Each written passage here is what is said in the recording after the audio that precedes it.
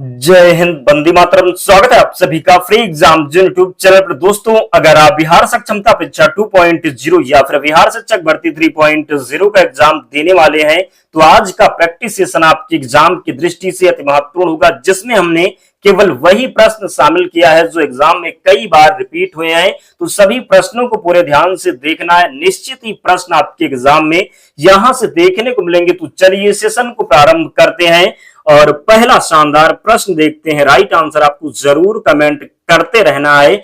विधान चंद्र राय को भारत रत्न सम्मान कब मिला था, आपको बताना है। 1961 में, 1962 में, 1959 में या फिर 1980 में। तो आपको बताना है विधान चंद्र राय को भारत रत्न सम्मान कब मिला था। तो 1961 में मिला था। ध्यान रखिएगा, गलती नहीं करना है, प्रश्न कई बार पूछा गया है। तो विधान चंद्र राय को भारत रत्न सम्मान कब मिला था, तो 1961 में। अगले प्रश्न की ओर बढ़ रहे। बिहार के मधुबनी जिले से शुरू सुखेत मॉडल किस विषय से संबंधित है। तो प्यारा सा प्रश्न है दोस्तों, निश्चित एग्जाम में देखने को मिलेगा। शिक्षा से संबंधित है, प्रदूषण, दूरसंचार या फिर कृषि। तो बिहार के मधुबनी जिले से शुरू सुखेत मॉडल किस विषय से संबंधित है। तो प्रदूषण से संबंधित है सुखेत मॉडल। कहां से प्रारंभ हुआ, तो मधुबनी जिले से। किससे संबंधित है, तो प्रदूषण से संबंधित है। ध्यान रखिएगा। तो बिहार के मधुबनी जिले से शुरू सुखेत मॉडल किस विषय से संबंधित है, तो प्रदूषण से संबंधित है। नेक्स्ट, बिहार में पहली बार राष्ट्रपति शासन जब लगा था उस समय बिहार के राज्यपाल कौन थे। डॉक्टर जाकिर हुसैन, नित्यानंद कानूनगो, देवकांत बरुआ या फिर इनमें से कोई नहीं। तो बिहार में पहली बार राष्ट्रपति शासन जब लगा था उस समय बिहार के राज्यपाल कौन थे, तो नित्यानंद कानूनगो थे। कौन, तो नित्यानंद कानून थे। जब बिहार में पहली बार राष्ट्रपति शासन लगा तब राज्यपाल कौन थे, तो नित्यानंद कानूनगो थे। क्वेश्चन नंबर 4 है, क्षेत्रफल की दृष्टि से विश्व का छठा सबसे बड़ा देश कौन सा है। चीन, ब्राजील, ऑस्ट्रेलिया या फिर कनाडा। तो छठा देश आपको बताना है कि क्षेत्रफल की दृष्टि से विश्व का छठा सबसे बड़ा देश कौन सा है। तो आपको एक ट्रिक के माध्यम से ध्यान रखना है। रुक चीन अब आया भारत।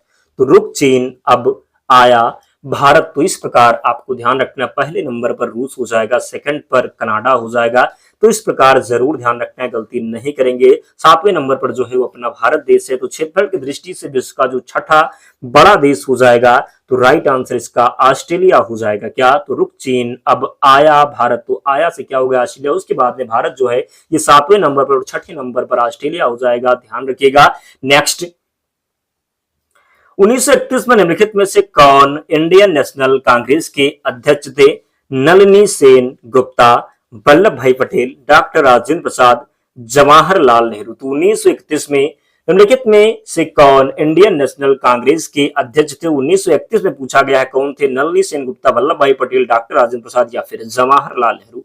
तो राइट आंसर हो जाएगा वल्लभ भाई पटेल। कौन, तो 1931 में निम्नलिखित में से कौन इंडियन नेशनल कांग्रेस के अध्यक्ष थे। तो वल्लभ भाई पटेल थे। नेक्स्ट, 1948 की औद्योगिक नीति में उद्योगों को कितने वर्गों में विभाजित किया गया था। 3, 4, 5 या फिर 6।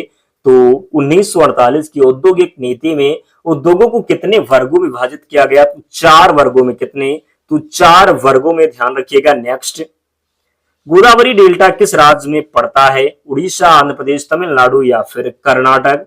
तो गोदावरी डेल्टा किस राज्य में पड़ता है, तो आंध्र प्रदेश में। किस राज्य में, तो गोदावरी डेल्टा पड़ता है आंध्र प्रदेश में। ध्यान रखिएगा, प्यारा सा प्रश्न है दोस्तों, निश्चित एग्जाम में मिलेगा, तो ध्यान जरूर रखिएगा। गोदावरी डेल्टा किस राज्य में पड़ता है, तो आंध्र प्रदेश में पड़ता है। नेक्स्ट है, निम्नलिखित में से किस बहुउद्देशीय परियोजना का निर्माण नर्मदा नदी पर किया गया है। सरदार सरोवर परियोजना, मैटूर परियोजना, फरक्का परियोजना या फिर इनमें से कोई नहीं। तो निम्नलिखित में से किस बहुउद्देशीय परियोजना का निर्माण नर्मदा नदी पर किया गया है, तो सही उत्तर हो जाएगा सरदार सरोवर परियोजना को जो निर्माण है ये नर्मदा नदी पर किया गया है। तो राइट आंसर हो जाएगा सरदार सरोवर परियोजना। अगला प्रश्न है, शिवाजी के मंत्री परिषद में विदेश मंत्री को क्या कहा जाता है। पंडित राव, सुमंत, आमांत या फिर इनमें से कोई नहीं। तो शिवाजी के मंत्री परिषद में विदेश मंत्री को क्या कहा जाता है, तो सुमंत कहा जाता था। क्या, तो सुमंत सही उत्तर है।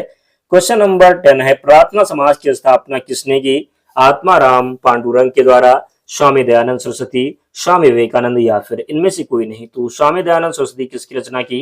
तो आर्य समाज की स्थापना स्वामी विवेकानंद। रामकृष्ण परमहंस रामकृष्ण मिशन की स्थापना किसने? तो स्वामी विवेकानंद ने। यहाँ पर प्रार्थना समाज पूछा गया है, तो आत्माराम पांडुरंग के द्वारा प्रार्थना समाज की स्थापना की गई। किसके द्वारा? तो प्रार्थना समाज के संस्थापक थे आत्माराम पांडुरंग। नेक्स्ट, मराठा साम्राज्य के संस्थापक शिवाजी की मृत्यु किस वर्ष हुई थी? मराठा साम्राज्य के संस्थापक शिवाजी की जो मृत्यु है ये किस वर्ष हुई थी? 1977 में, 1978, 1680 या फिर 1694 में। तो मराठा साम्राज्य के संस्थापक से शिवाजी की मृत्यु हुई थी, ये 1680 में हुई थी। कब? तो 1680 में शिवाजी की मृत्यु हुई थी, ध्यान रखिएगा। अगला प्रश्न है, भारतीय इतिहास के किस काल कल चित्रधूसर मृतभांड काल के रूप में जाना जाता है? हड़प्पा सभ्यता काल, पूर्व वैदिक काल, उत्तर वैदिक काल या फिर इनमें से कोई नहीं। तो भारतीय इतिहास के किस काल को चित्रधूसर मृतभांड का काल के रूप में जाना जाता है? तो चित्रधूसर मृतभांड का काल के रूप में जो जाना जाता है तो उत्तर वैदिक काल को। किसे? तो उत्तर वैदिक काल को जाना जाता है चित्रधूसर मृतभांड के काल के रूप में। नेक्स्ट, प्रथम लोकसभा के प्रथम उपाध्यक्ष निम्न में से कौन है? जीवी मौलंकर, एम ए अयंगर, सरदार हुक्म सिंह या फिर इनमें से कोई नहीं। तो आपको बताना है कि प्रथम लोकसभा के प्रथम उपाध्यक्ष कौन थे? तो प्रथम उपाध्यक्ष थे एम ए अयंगर। कौन? तो एम ए अयंगर थे प्रथम लोकसभा के प्रथम उपाध्यक्ष, ध्यान रखिएगा। अगला प्रश्न है, भारतीय संविधान के किस अनुच्छेद के अंतर्गत समानता के अधिकार का उल्लेख किया गया है? तो समानता का अधिकार किस अनुच्छेद में है? भारतीय संविधान के किस अनुच्छेद के अंतर्गत समानता के अधिकार का उल्लेख किया गया है?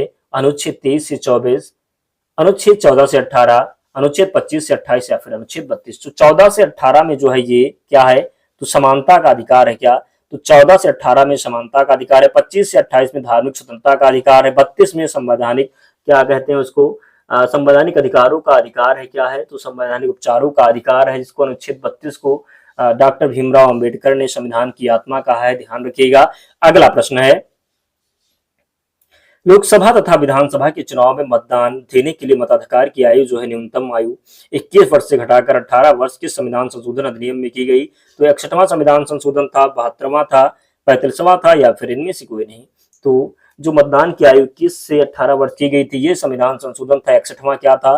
तो 61वां संविधान संशोधन अधिनियम के द्वारा तो मतदान की आयु 21 से 18 वर्ष कर दी गई थी, ध्यान रखिएगा, गलती नहीं करेंगे। नेक्स्ट, कृषि भूमि के उत्तराधिकार के संबंध में शुल्क संविधान किस सूची के अंतर्गत आता है? आपको बताना है कि कृषि भूमि के उत्तराधिकार के संबंध में शुल्क संविधान किस सूची के अंतर्गत आता है? संघ सूची, राज्य सूची, समवर्ती सूची या फिर इनमें से कोई नहीं। तो राइट आंसर इसका हो जाएगा राज्य सूची।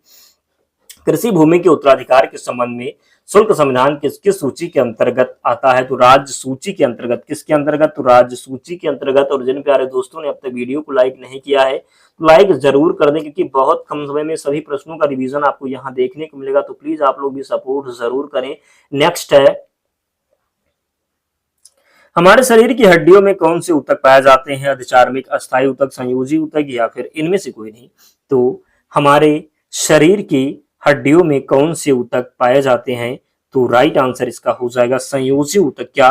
तो संयोजी ऊतक पाए जाते हैं हमारे शरीर की हड्डियों में।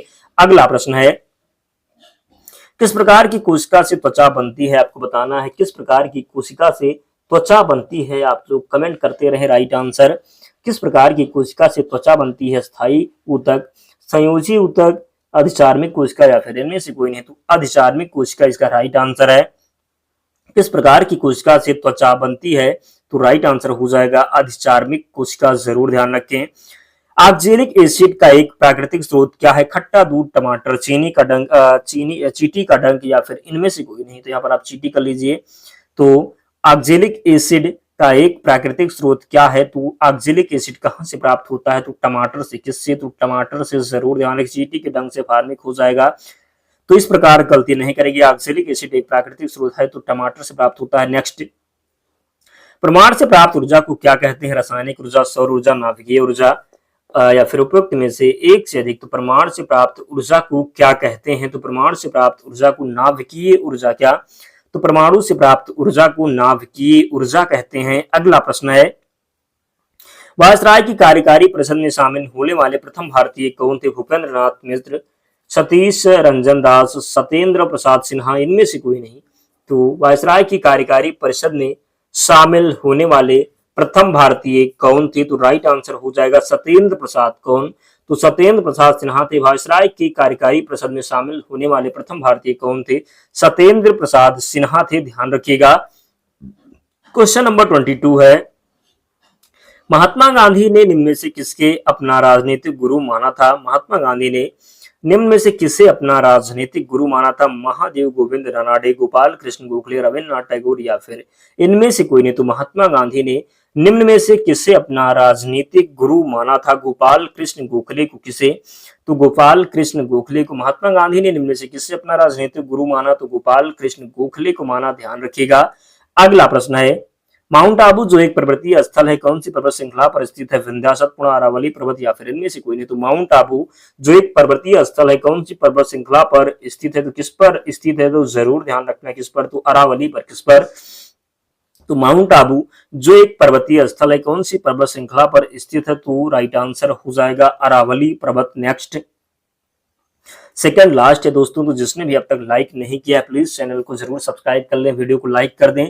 टिहरी बांध किस नदी पर है? तो अलकनंदा, भागीरथी, गंगा या फिर जमुना। तो टिहरी बांध उत्तराखंड में किस नदी पर है? तो भागीरथी नदी पर। किस पर? तो टिहरी बांध किस नदी पर बना है? भागीरथी नदी पर बना है। किस राज्य में है? तो उत्तराखंड में है। अंतिम प्रश्न है दोस्तों, तो आप लोग स्कोर अपना कमेंट करके जरूर बताएं। भारतीय भूवैज्ञानिक सर्वेक्षण का नया महानिदेशक किसे नियुक्त किया गया है? जनार्दन प्रसाद, डॉक्टर एस राजू, आलोक मित्तल या फिर इनमें से कोई नहीं। तो भारतीय भूवैज्ञानिक सर्वेक्षण का नया महानिदेशक किसे नियुक्त किया गया है? तो जनार्दन प्रसाद को। किसे? तो भारतीय भूवैज्ञानिक सर्वेक्षण का नया महानिदेशक किसे नियुक्त किया गया है? तो जनार्दन प्रसाद को नियुक्त किया है, ध्यान रखिएगा। तो भारतीय भूवैज्ञानिक सर्वेक्षण का नया महानिदेशक किसे नियुक्त किया गया है? तो जनार्दन प्रसाद को। दोस्तों इतने प्रश्न हमने लिए थे, तो आप लोग कमेंट करके बताएं कि 25 प्रश्नों में आपका स्कोर क्या रहा। कम से कम 20 प्रश्न या फिर 18 तो आपके सही होने ही चाहिए। और इसकी पीडीएफ अगर चाहते हैं तो टेलीग्राम चैनल से जुड़ जाना, लिंक डिस्क्रिप्शन बॉक्स में, या आप टेलीग्राम पर जाएंगे और वहां पर सर्च कर लेंगे फ्री एग्जाम जोन, आपको चैनल मिल जाएगा, ज्वाइन हो जाना, वहां पर आपको सारी पीडीएफ मिल जाएगी। तो मिलते हैं नेक्स्ट वीडियो में, तब तक पढ़ते रहिए, ध्यान रखिए अपना, स्वस्थ और सुरक्षित रहिए। जय हिंद।